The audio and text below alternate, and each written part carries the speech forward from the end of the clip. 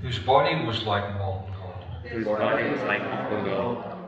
Varanangaha, having a beautiful body. Chandan Angadi, whose body was smeared with sandalwood. Sannyasa Krit, practicing the renounced order of life. Samaha, equipoise. Shantaha, peaceful. Nishta, devotion. Shanti, end of peace. Parayanaha, the highest resort. Translation by Srila Prabhupada.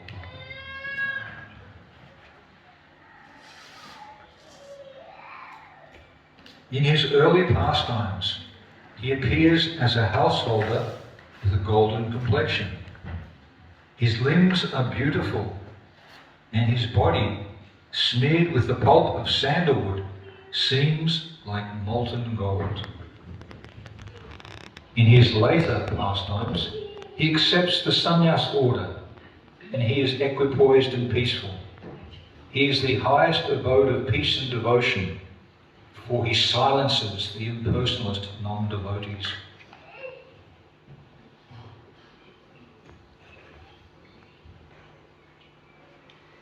This is a verse from the Mahabharata. There's a section in the Mahabharata, I believe, which contains the Vishnu Sahasranam Stotra, the 1,000 names of Vishnu. So this verse appears there. I've heard that it appears in two halves. The jewels of conclusive truth are hidden within the mine, the treasure trove of the Vedic literatures. So the invocation at the start of this chapter says, which I'm going to take complete shelter of today, I offer my respectful obeisances to Sri Chaitanya Mahaprabhu. By the potency of the shelter of his lotus feet, even a fool can collect the valuable jewels of conclusive truth from the mines of the revealed scripture. I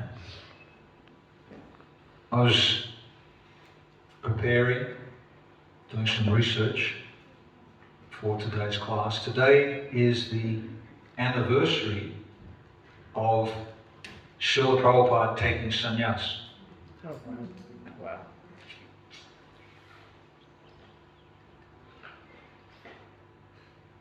An awesome undertaking. He was approached by his spiritual master in dreams 3 times, and he would wake up from the dream sweating and anxious. The order of the spiritual master is not a small thing. Take sannyas. Shake your head. Give up sense gratification. Chant 16 rounds a day, Hare Krishna Maha Mantra. Very significant, very awesome, very life-changing instructions. So today is the anniversary of Srila Prabhupada taking sannyas. I was, after I read or heard a little bit about this day, I was able to remember the year, because it's the year that this body took birth, in 1959. For a long time, that was all I could remember. And by researching for this class, I discovered that today is also the anniversary of Vishwarup taking sannyas. Vishwarup was Lord Chaitanya's older brother. And that also was now cemented in my memory, because Vishwarup Mahotsav, that's the title of the day. is the day that education in India traditionally begins. We were studying in the Gurukul, and we would rush back from where we were anywhere in the world when Vishwarup Mahotsav approached, because we knew that the school year was about to start. And it's disrespectful to not be there. And the teacher is beginning the education. So Vishwarup Mahotsav, 1959, this day Srila Prabhupada took sannyasa.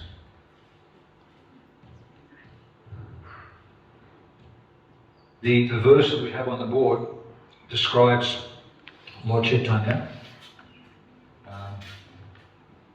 and it discusses or just mentions that different pastimes, early pastimes and later pastimes. In his early pastimes, Lord Chaitanya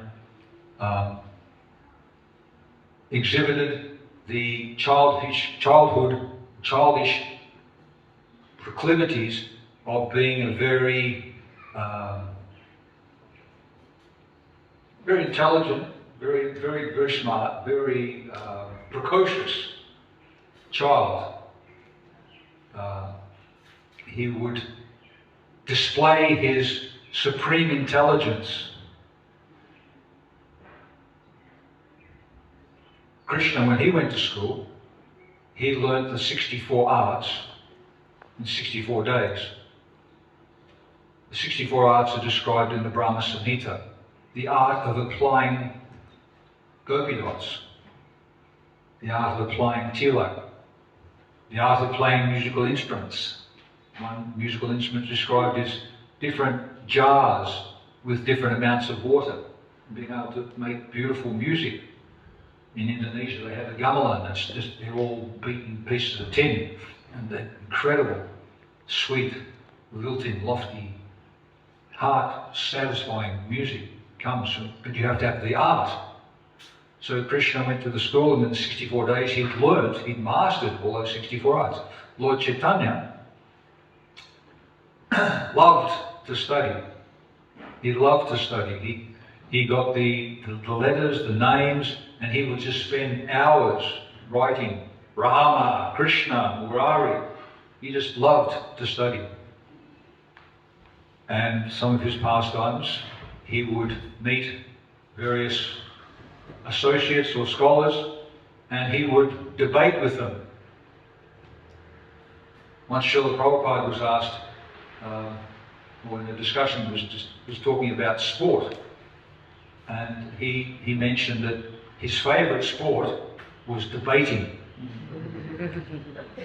He was the head of the debating club at school. So Lord Chaitanya, he enjoyed that pastime, and he would meet various associates. Sometimes he would shake them down. He would challenge them. He was displaying his ability of nyaya, logic, superior intelligence, logic. So he would challenge them, and the way that they would be humbled, he would present an argument.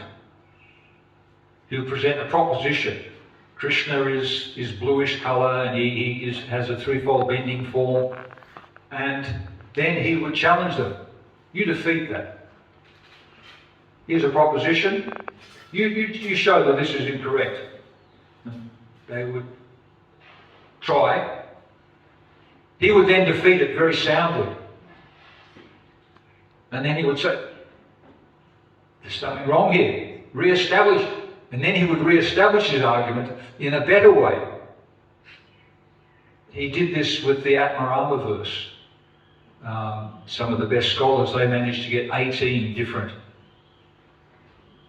descriptions of the Atmarama verse, Atmaramas Jamunayo, taking apart the different words. Cha, and, that adds another 10 different meanings. Lord Chaitanya, he managed to get 64 different meanings, and then more. That was all. Once he was asked by one of his associates, can you repeat to me? I heard that you described the Atmarama verse in so many different ways. He said, oh, I can't remember. But then he managed to then display and to describe another whole bevy of explanations. Srila Prabhupada, he wrote a Bhagavad Gita commentary, and it got stolen. He wrote another one. Something happened to that. Unlimited commentaries can be there on the scriptures, on the verses. So, Child Nimai, being the Supreme Personality of Godhead, he came here for a mission to establish Krishna consciousness. His mission, we're part of that mission. It's titled the Sankirtan mission. The Sankirtan mission, to glorify the names of Krishna. So, there's another verse, Vana Suvan, sorry, that's this verse. Krishna Vanam Tvisha Krishnam Sango Pangastra Pashdam Jagyai Sankirtana Praye Yajantihi Sumedasana. Krishna Vanam. Krishna, he's not blackish, he's come in a golden form. Krishna Vanam Tvisha Krishna, he's not Krishna, but he is Krishna. And he's surrounded by his weapons. His weapons are described some places as his associates. His limbs. Lord Nityananda travelled in certain places and preached to a certain class of people. These are his weapons. In Krishna consciousness, in the modern day Krishna consciousness movement, we have various weapons which attract the public. One of our major weapons is halava. Attract the senses, capture the belly, capture the mind. Hot, steaming, flavoured halva with that yellow sauce on top. So his weapons were his associates, his beauty. Krishna, he's possessed of 6 different opulences. Beauty, strength, wealth, fame, renunciation, intelligence. He's an intelligent person. Yeah. Knowledge. This is one of his opulences. So it's to have knowledge and to be able to display that knowledge, to be able to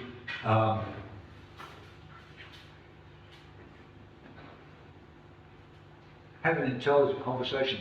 My mother told me he would pick Srila Prabhupada up sometimes, and Prabhupada, he would sit himself in the car, look around, and then he would say, "Quote a sloka." Training his disciples, speak on the conclusive truths. Use knowledge. Don't just speculate. Don't ramble on. So to have that up your sleeve, Ridananda told me today, he would say something, and his teachers, his mentors would say, "Where did you read that? Where was that said? Can you back it up?" So having the ability to deal with knowledge. There's so much knowledge available. What is it, the super highway now that's available of knowledge, information? But what's the proper priority? What's the perspective? How do we put it all together? Which goes first, which goes second? You can know a lot about cooking, or you can know a lot about eating. But if you don't know when to put the salt in, if you don't know what temperature to put on, if you don't know how to blend the spices, if you don't know how to do all these things, then you'll end up with sludgy. It's an art. Timing. Food cooks 4 elements: salt, heat, pressure, and time. These things have to be juggled in order to produce palatable, exciting, visually tempting dishes. Korma is a master. He spends weeks preparing for a feast, and then after arranging everything, coordinating everything, cooking all day, leading the kirtan, then he'll serve up the feast. And as he's serving the feast, he'll describe to you the different preps, and you start salivating just by hearing his description. He's absorbed. He's got so many elements to the art of cooking and preparing prasadam and serving prasadam together. So he's a master. He's a acharya. He used to have on the back of the Back to Godhead magazine, there was a big picture of Korma. He had these plates of prasadam, which they'd made photos of. Some were ping pong balls. Just they looked round, nice gloves, and he was advertised as the gourmet's guru, or the guru's gourmet, one of those two. So to be adept in dealing with knowledge is a display of intelligence. I've noted that certain intelligent devotees, philosophers, they have big brains. So you can remember where things come from, and you can put them in proper perspective, you can keep it all together. And it behooves all of us to become well-grounded, versed in the different elements of the knowledge of the Krishna consciousness movement.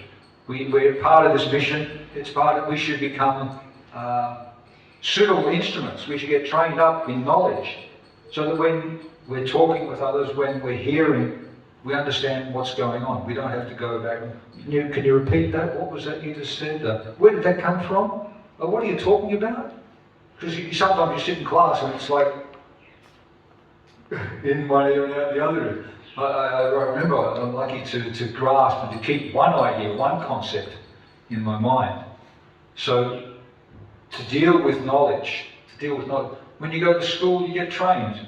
The teacher takes your hand and shows you. It's a lovely samskar. It's a beginning. It's a foundation to a healthy, stable, productive life. Education. So we might have started late. The ashram is there. We can get a crash course in the ashrams. So while we're here, we should take advantage of it. Many of the kids, they're getting ready to leave school. They don't know what to do. Go and spend some time in the ashram. Learn how to scrub the pots. Learn how to go on Harinam every day, 8 hours a day. That was the program in the early days of the Krishna consciousness movement. We think, Harinam, we're going to have a big festival here, 8 hours a day. Stay in here for 8 hours a day and just chant Hare Krishna. It's austere. But if you've got some foundation, if you know what you're aiming for, if you know what you're going to achieve, if you know what the fruits of that sacrifice are, then you'll be able to take advantage of it better. Prepare. It's not just, okay, here I am, I'm going to become immersed in an explosion of chanting and laughter and bliss. You will be, because it's so infectious. But how are you going to keep that?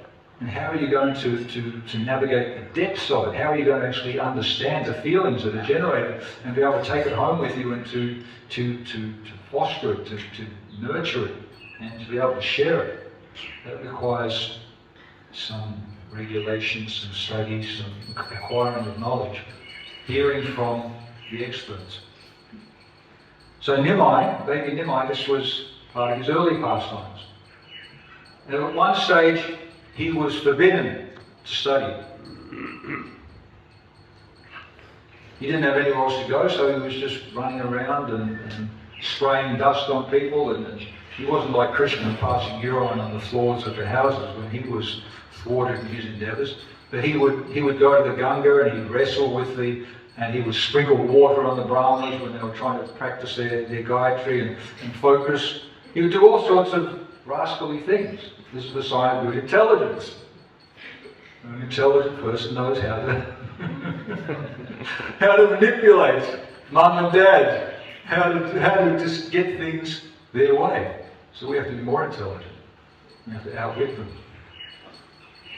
So he was interrupted from his studies. Why? Because his brother took sannyasa.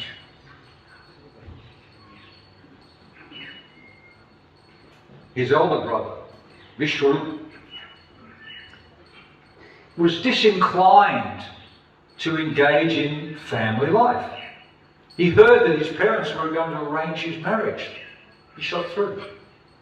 He went and he would take shelter of Advaita Acharya and his group of devotees.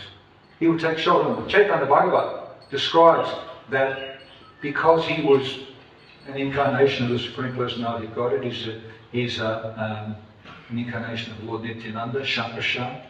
His sannyas name was Shankaranya Maharaj. So Vishnu, he went to Advaita Acharya, he got the association, he would discuss Krishna Katha, devotional service, which was contrary to normal family life.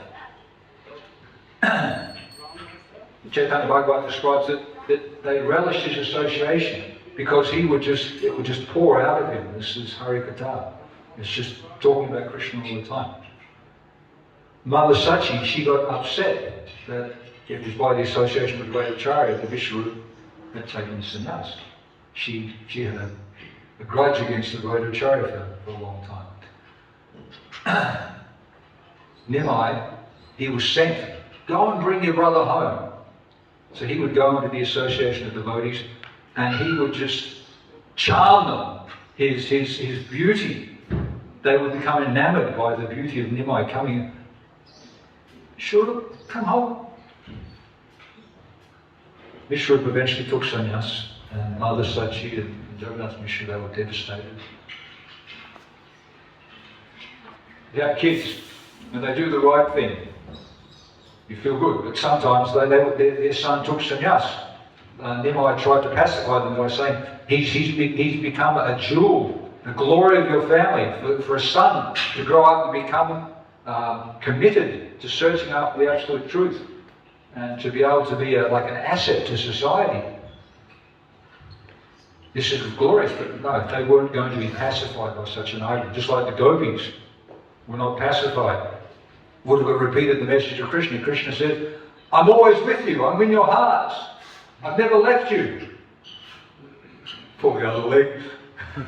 We want you. We just want you. We just want you, please. Don't try and pull the wool over our eyes. So Mother Sachi and Jagannath Mishra, they were not pacified. Krishna, Lord Chaitanya, he manifested another pastime. He came to them one morning and said, Ma, Peter, I just had an amazing dream. In the dream, I got the instruction that I should look after you. So I'm just going to become an exemplary grihasta. And I'll look after you. Don't worry. And they became pacified. He's not going to take sannyas. He's going to be a good grihasta. Priyavrata Maharaj, he also took up that ashram. Well, he wanted to just engage in devotional service. But his grandfather, Lord Brahma, came down to twist his arm, to put him into the proper perspective. He said, just engage in this ashram, fulfill your duties, be exemplary. And he took it to the nth degree. He was engaging in all sorts of sense gratification. He was fully absorbed in service to Krishna in that mood. He said, Lord Brahma assured him, don't worry, you'll be able to return to what is your heart's desire. You had that training, you'll be able to remember and pick up from where you left off. So Lord Chaitanya, he also gave that promise. They were pacified. A few days later, Jagannath Mishra left his place. Again, devastation. So at that instance, Lord Chaitanya took advantage. He went to Gaya to perform the Shraddha rites. Shraddha is a very elaborate ceremony. You've got to travel to this Gaya, where there's the footprint of Lord Vishnu, and you perform so many things. You employ a local pandit, and they do all sorts of rituals. For the Vaishnavas, the devotees, we don't have to worry about that. We honour our departed relatives, we get a picture, we invite the devotees, we feast, and we discuss Hari Katha. That's the Shraddha for the Vaishnavas. Lord Chaitanya went there. When he was there, when he went to perform the ceremony, he met his spiritual master, Ishvara Puri. And Ishvara Puri inspired him. He came back amongst his friends and he couldn't talk about anything else but Krishna. As a scholar, as a childhood scholar, as his father had left, he had to take over the family. He had to get a job. He started schools of logic. Many students, he was best logician around. When he came back, they would ask him a question, and he would say, Krishna. Krishna is the sum and bottom of everything. The beginning and the end is Krishna. After a while, he displayed this full absorption in Krishna.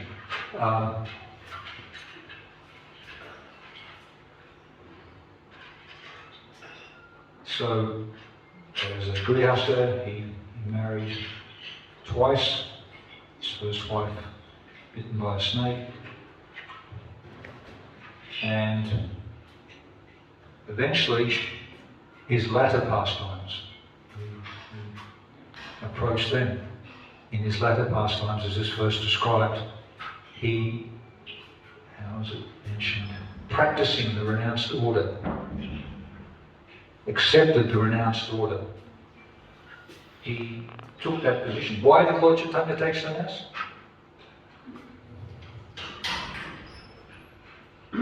Otherwise, they wouldn't believe it. Otherwise, they wouldn't accept it.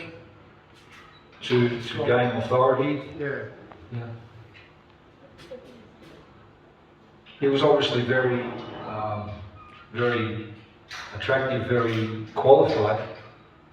But the rascal students, the pashandis, the atheists, they neglected him. He's just a dirty whitey. Why should we listen to him? So by taking sannyas, the sannyas order, anybody, a monk, they naturally attract respect automatically. Oh, Maharaj. So by taking the sannyas order, then he would get the respect. If you want to worship somebody, if you want to get some relationship with anybody, then first you have to respect them.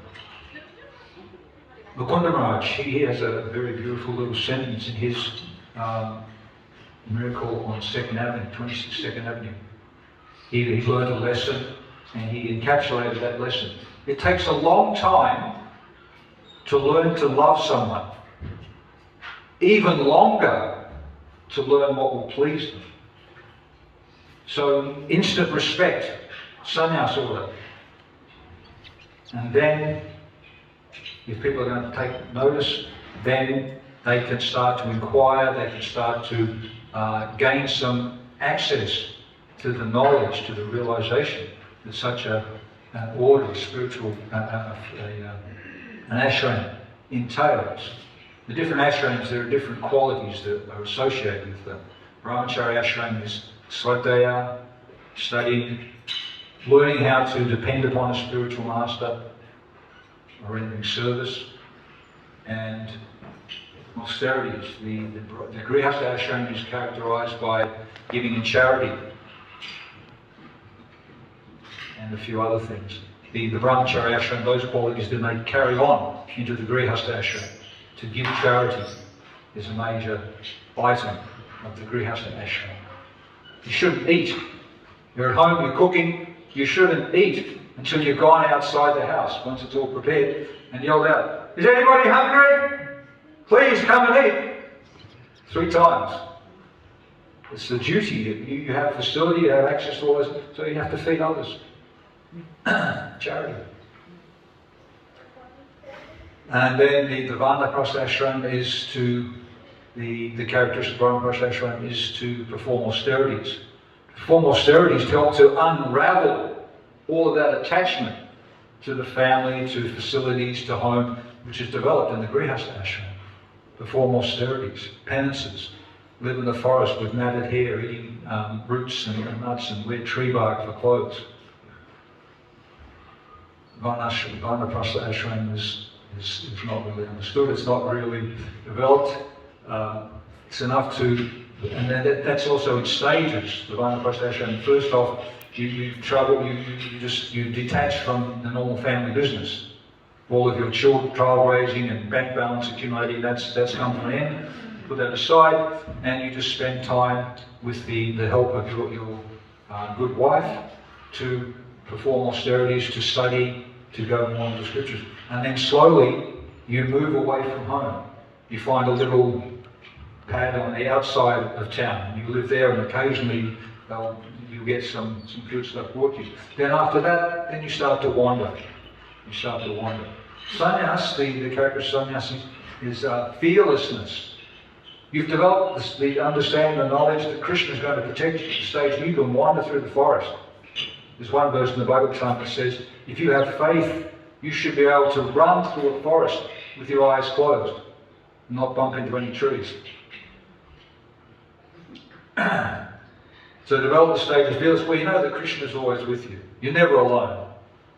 There's a verse describing that I will cross over the insurmountable ocean because I've got Krishna with me. He's always protecting me. So fearlessness and preaching, study. Again, from the brahmachari, we've learnt those skills of study. I can remember that after about 5 years I started thinking in terms of Bhagavad Gita. Dealing with Bhagavad Gita for a long time, you start to think in terms of the concepts of Bhagavad Gita. Early days, my Adi-lila, he said, okay, what happens if you meet somebody and they want to know about reincarnation? Oh, well, you tell them about don't come back as a dolphin. I started speculating. He turned to another guy who'd been a brahmachari a bit longer. What would you tell them?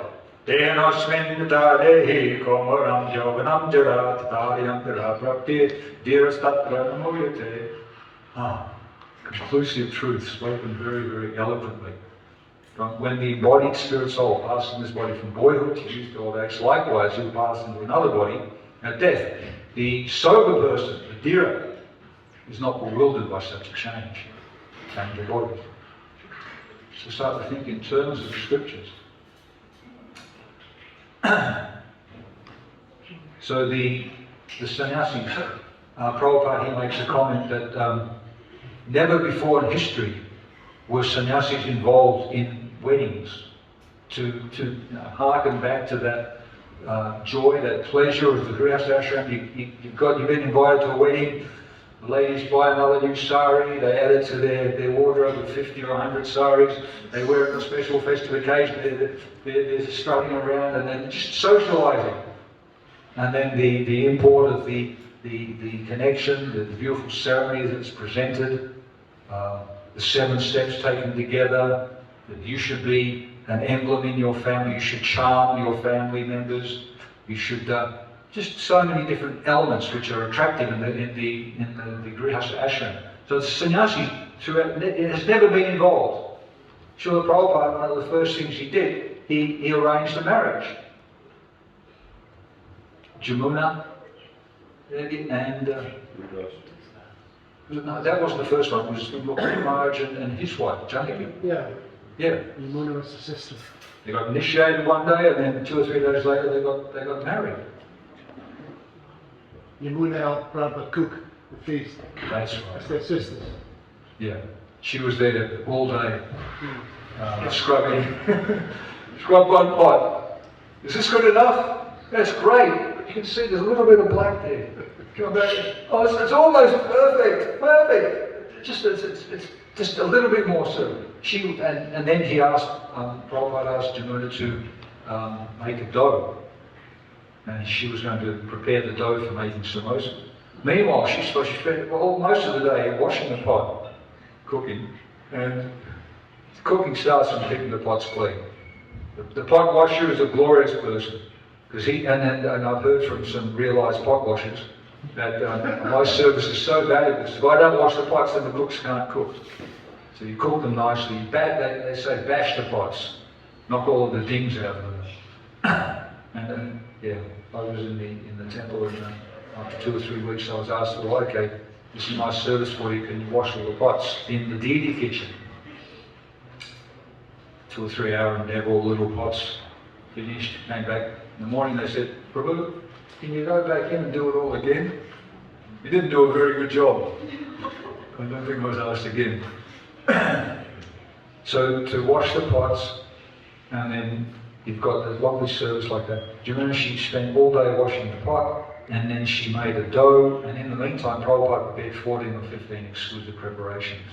But that's the training. My first time in the kitchen with Korma, I remember, he asked me, can you whip some cream? Yeah, no problem. He said, there's the whipped cream over there. There's 6 litres, it's all in these little containers like this. It took me an hour and a half to get it out of all the containers. They cream up to my elbows. But being in the kitchen, associating with realised cooks, is a great education. It's very satisfying. You pick up their attitude. So the sannyasi, throughout history, has never been involved in organising marriages. Prabhupada, from the very first instant of getting disciples, he understood that this was a very suitable device, ploy, to engage Westerners. The women, they regard themselves as equal with the men, superior. Prabhupada says in one purport in the Bhagavatam that women are more powerful than men. So, in order to harness that energy, he coupled the men and the women. He created the Brahmacharini ashram. He created all of these methods in order to spread Krishna consciousness, because he could see that the results were phenomenal, were very effective. Remember, just after I got married, we were going out together to collect, and the first thing we did was, okay, you go that way, I go that way. And we met up again, and we thought, okay, well, let's go together. We thought if we go that way and that way, we'll do so much. But when we went together, we didn't just double the results we got, but it was quadruple. Because it's like tag team, it was shared, it was very beneficial. One could watch and the other one could talk and do things like that together.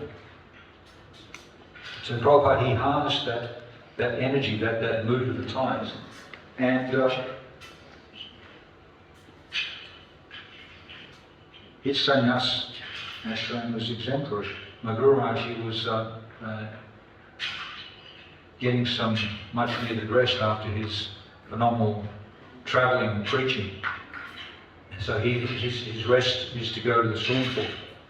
He would swim 1 kilometre, 2 kilometres. And he was interrupted in the middle by an Indian gentleman, and he said, Swamiji, I've got a question. You're a sannyasi. What are you doing in the swimming pool? And he said, well, come to the temple and I'll explain it to you. So that evening he turned up. He was there. And he heard the lecture, and then afterwards he managed to have a private audience, my Guru Maharaj. And he brought up the question again. Swamiji, why is a sannyasi there at the swimming pool?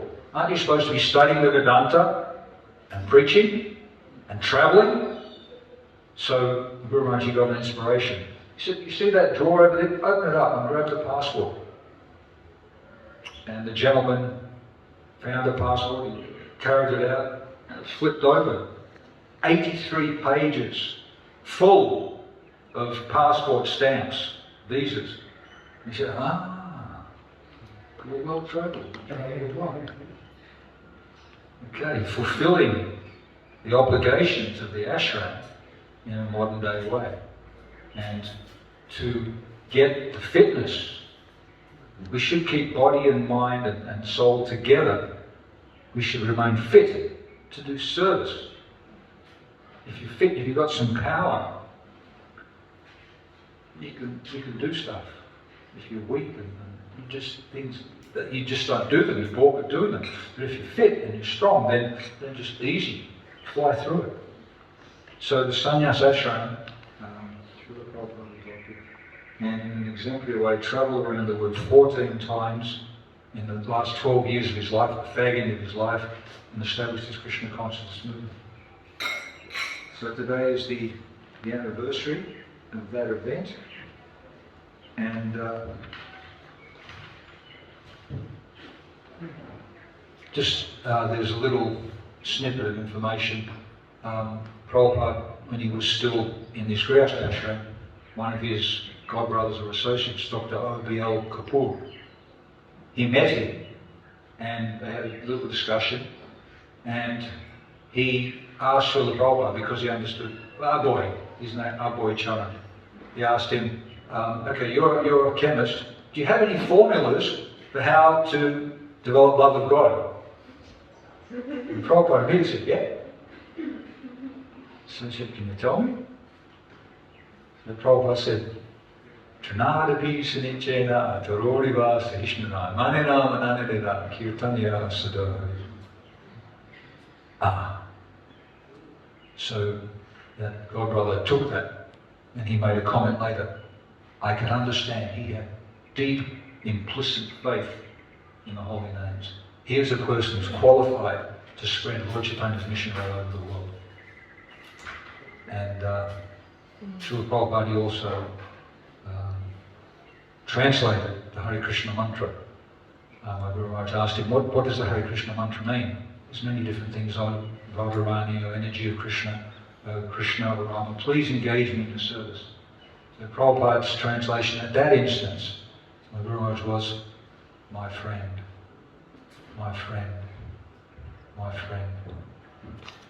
So Srila Prabhupada, expert, time, place and circumstance, bold preaching, very intelligent. I love the way he takes a verse and he presents and then he reverses it. Like, if you've chanted Hare Krishna, then that means you've performed all austerities, charity, given in sacrifice, all sorts of them. So why bother going through that process of doing all those things to get to the stage of chanting Hare Krishna? Just chant Hare Krishna and all those things will be there with it. So the faith in the holy name, and that's what took Prabhupada around the world. The orders of your spiritual master, even primary to the holy name, the order of your spiritual master, chant Hare Krishna. So I told myself I'd stop early, so I asked if there's any comments, but didn't happen. I'm not fasting today, are we? Big feast tonight, so for those who are connoisseurs, then you might want to take a large quantity of prasad now so the belly's already expanded. If you fast, then you won't be able to put so much prasad. Does anybody have any comments or anything they'd like to ask? If you speak up, there's people out there. Yeah.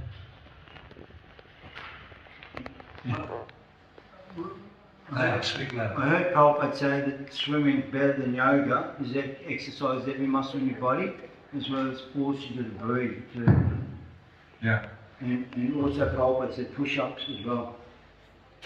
You know, one devotee asked him, should I do yoga? Should I do yoga?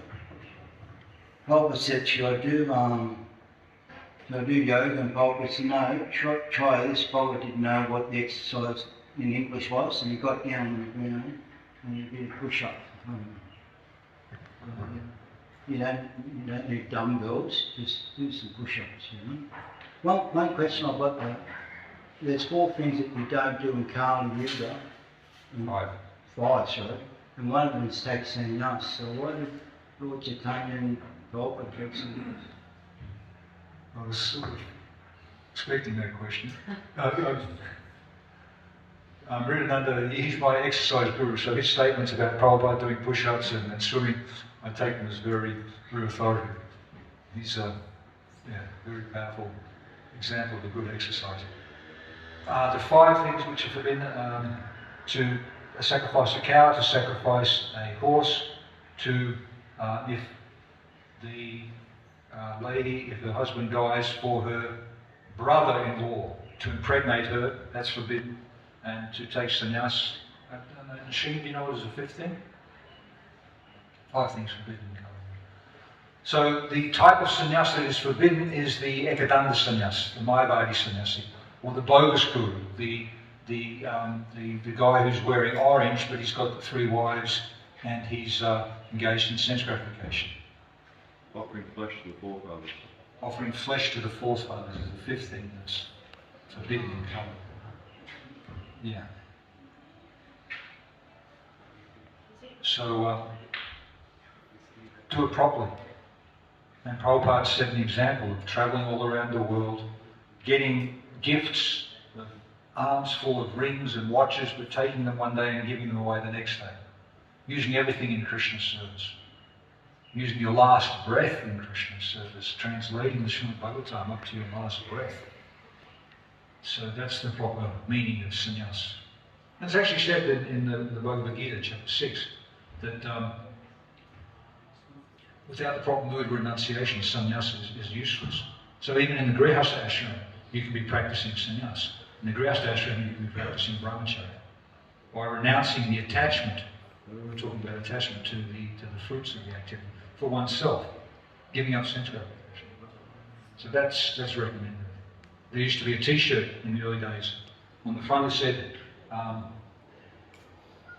self-realization.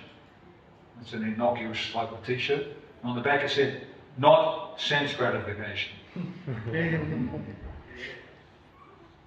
The two go all together. Sankirtan Yoga and sense gratification. There's two limbs of the Sankirtan movement. Become detached from the material world and then attached to the spiritual world. So the two have to go hand in hand.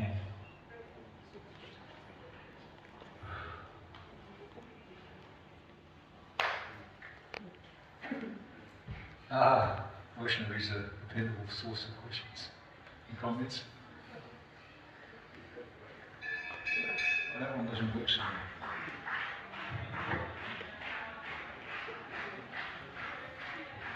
For the class, you mentioning about the training, one gets training, so Prabhupada's mercy. The brahmacharya and the brahmachari training. How does one not become complacent? Because it doesn't necessarily mean that with the training then you can sustain it. Because we see sometimes also, we observe when someone does any service, maybe for example, dressing the deities or making garlands, and after some time the standard may go down. So what is it that in a person that sustains that high standard of offering to the Lord? Because the training doesn't necessarily mean that one sustains. Regular training. Even the Guru, Tamal Krishna Maharaj, he wouldn't make any decision unless he consulted his godmothers. The attitude that I need to hear to get the association, to keep in the association of advanced devotees. That's why if you think that I know everything, I've been trained, 16 rounds, now I can do any damn thing I want, that's not conducive to making steady progress in devotional service. If you're not going forwards in devotional service, you're going backwards. You're up a hill, you put your foot on the brake, eventually you'll slip back down. So to understand the pitfalls of life in the material world, training that's good, and to feel good and confident, but there's so many stages. Like when we come into the temple, we pay our obeisances. Are we conscious of where we are, what the words mean, who are the other personalities around, what's our attitude when we're paying obeisances? Nama Om Vishnu Padaya. What does Namaha mean? All these things, there's so many elements that can be, and it depends, or it behooves the devotees who have experience to make those different things attractive, to live them and to share them. Like chanting Hare Krishna in the early days, 8 hours a day. Nowadays we need a massive arrangement and a festival and big feasts and people flying in from all parts of the world to lead ecstatic kirtans for us to be that much absorbed. Remember, to be absorbed in the scriptures. There was a new translation of the Mahabharata came out from England. Krishna. So I got that book and I read the whole thing in 7 days. Plus doing service, and afterwards I felt so good. And I realized this is the level of absorption I need to attain in order to feel uplifted from, like we start chanting some mornings or some afternoons or some evenings if we got around, and it's a struggle, it's a strain. But if we persevere, then eventually we'll get the taste again. And in the middle, in the beginning, medicine tastes like poison. So we have to push beyond that. So the poison is in that complacent mood that I know things, I'm all right. But what happens generally is we get snatched. But we should take notice of that. We should pick ourselves up, dust ourselves off and get some proper training, more advanced training. Even nowadays in the business world, and they're constantly having to go and get training, refreshed. Thank you. I think the sad part in spiritual organizations is that there's no accountability sometimes. Once someone is trained in that means that's their service again. And then it's like also you want to keep the relationship, you want to encourage the things. In order to develop a whole culture of support and a mood of continuing training and understand and appreciate the value of the people who've come here, that takes some time. Prabhupada, he put a lot of energy, a lot of endeavor into attracting, to get new, because he understood it was an emergency, to get the holy name spread. Whatever means. It's a principle Rupa Goswami says, by whatever means, attract people, get people involved in Krishna consciousness. So now as we mature, we have to boil down the milk. Prabhupada in 72 or 75 said, that's enough, we're not going to make any more devotees, we're just going to boil down the milk, we're going to concentrate the nectar, we're going to improve the quality. So that has to go on continually. So it is a goal. At the same time, if we don't, Prabhupada used to have a saying, preach or perish. Unless we continue to preach and continue to expand and continue to attract new people, then things will dwindle. So it has to be simultaneous. Increase on both fronts. The concentration and the attracting and the purification, self-realization. Number one principle is life, save ourselves. You're useless unless you can actually have that good sadhana, have that good health, have that good service attitude. So I hope that the next 3 or 4 days give plenty of opportunities for so Adi-lila Prabhu, is that a question? Rush that out to him, he's just behind the machine.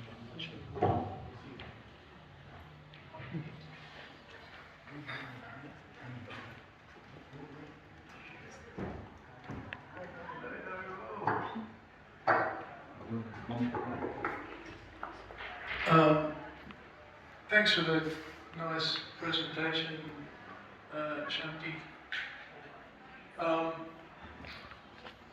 You mentioned that householders are supposed to go out on the street and call out whoever's hungry, come and eat. And Vanaprastha is meant to wear bark and we don't see anybody doing any of those things in ISKCON. So what's the practical application of those kind of instructions? Because even though we say that, here's what the household is supposed to do, we don't do it. We do that. What's the practical application of those kind of instructions, do you think?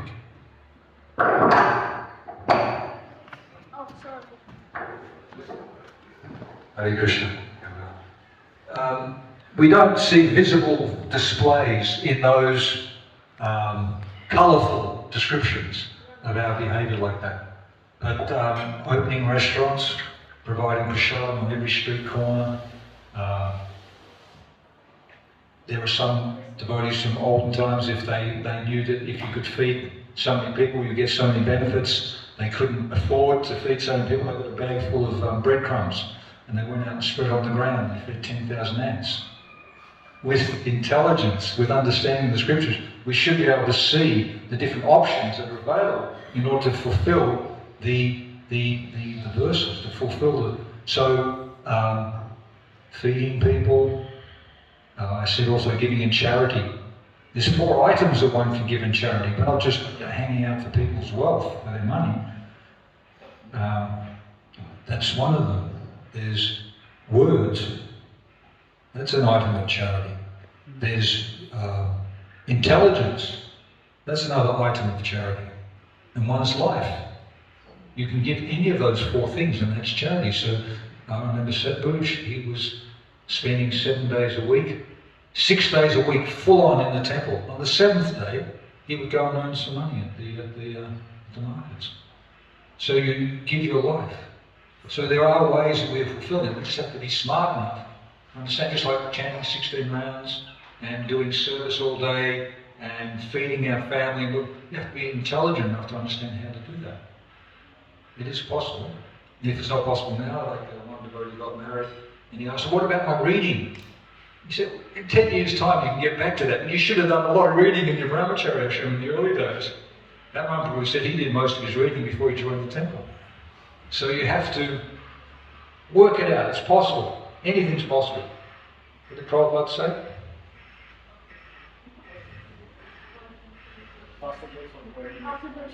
Impossible is a word in a fool's dictionary.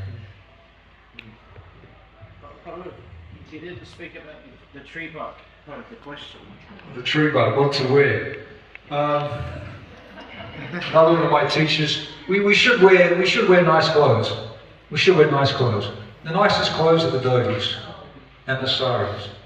Ladies in saris, wherever they are, they're attractive, they stand out. It's really, and in the Harinam, we have the ladies dressed up and face painting and everything like that. We should look attractive.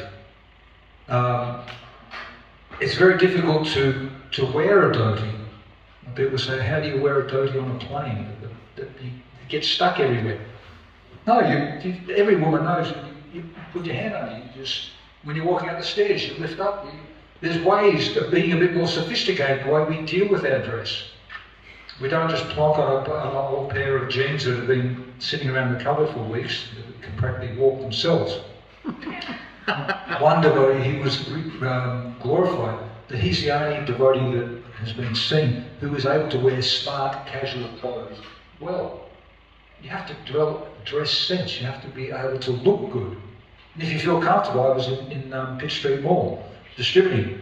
I was distributing or asking for donations. I stood next to a salvo and we got equal donations. I was wearing a dhoti and a kurta and had a garland on. He was in his clothes.